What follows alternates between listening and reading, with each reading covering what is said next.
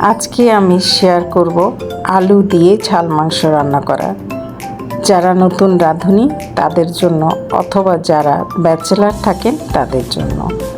আসসালামু আলাইকুম। প্রথমে কিছু আলু টুকরো করে কেটে নিয়ে একটু হলুদ, একটু মরিচ আর লবণ দিয়ে হালকা করে ভেজে নিচ্ছি। আমি আলুগুলো 15 মিনিট ম্যারিনেট করে রেখেছিলাম। এবার মূল রান্না। ফ্রাই প্যানে তেল দিয়ে পেঁয়াজ ভেজে নিলাম। পেঁয়াজগুলো হালকা ভেজে একটু নরম হয়ে আসলে তেজপাতা, দারুচিনি, এলাচ দিয়ে ফোড়ন তুলে নিলাম। ফোড়ন তুলে আমি আমার একে একে মশলাগুলো দিয়ে দিব। তার আগে আমি সামান্য একটু পানি দেব। অবশ্যই আপনারা যারা নতুন রাঁধুনি তারা সামান্য একটু পানি দিয়ে নেবেন, না হলে মশলাগুলো তেলের মধ্যে দিলে পুড়ে যেতে পারে। এখন 1.5 টেবিল চামচ মরিচের গুঁড়া, 1 টেবিল চামচ হলুদের গুঁড়া, 1.5 টেবিল চামচ লবণ দিয়ে সুন্দর করে নেড়ে নেব। নেড়ে মিলিয়ে নেব যেন কালারটা ভালো আসে।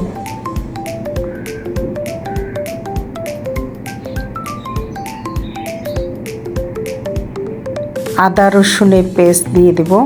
আদা রসুনের পেস্ট 2 টেবিল চামচ দিয়ে মিলিয়ে নেব।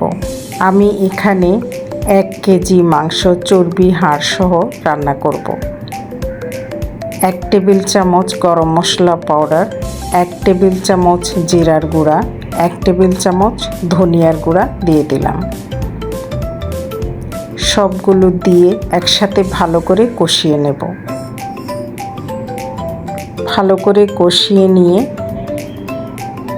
তেলটা উপরে উঠে আসলে মাংসটা দিয়ে দিব।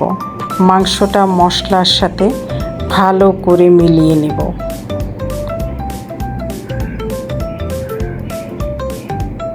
এবার মাংসটা মশলার মধ্যে একটু ভুনে নিয়ে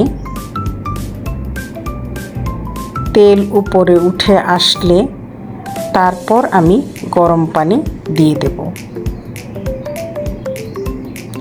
ঢাকনা দিয়ে 2 মিনিট আমি অপেক্ষা করছি। একটা বড় কালো এলাচ ভেঙে দিয়ে দিলাম, কিছু কাবাব চিনি দিয়ে দিলাম। এখন আমার মাংসটা তেলের মধ্যে ভাজা হয়ে গেছে। গরম পানি দিয়ে দেব মাংসগুলো সেদ্ধ হওয়ার জন্য। অপেক্ষা করব 30 মিনিট মাংসটা পুরোপুরি সিদ্ধ হওয়ার জন্য। ঢাকনা দিয়ে মাংসগুলো সেদ্ধ হতে দেব। আমার আশেপাশে নয়েজের জন্য আমি অত্যন্ত দুঃখিত। ঢাকনা দিয়ে মাংসগুলো সেদ্ধ হতে দিয়েছি। মাংসগুলো প্রায় সিদ্ধ হয়ে এসেছে। ঢাকনা খুলে আমি ভালো করে নেড়ে চেড়ে, মাংসের উপর তেল ভেসে উঠেছে। আমি ভালো করে মাংসটা নেড়ে চেড়ে একে একে ভাজা আলুগুলো দিয়ে দেব। আলুগুলো দিয়ে ভালো করে মাংসের সাথে নেড়ে মিলিয়ে নেব। মাংসের সাথে ভালো করে নেড়ে চেড়ে আলুগুলো আমি 1 কাপ পরিমাণ পানি দিয়ে দেব আলুটা মাংসের সাথে ভালো করে সেদ্ধ হয়ে যাওয়ার জন্য এবং মশলাগুলো ভিতরে ঢুকে যাওয়ার জন্য। আমি দুধ অথবা দই দিয়ে রান্না করা জিনিস খেতে পারি না, সেই জন্য আমি কোরমা এবং অনেক ধরনের মাংস রেসিপি আপনাদের সাথে শেয়ার করতে পারছি না।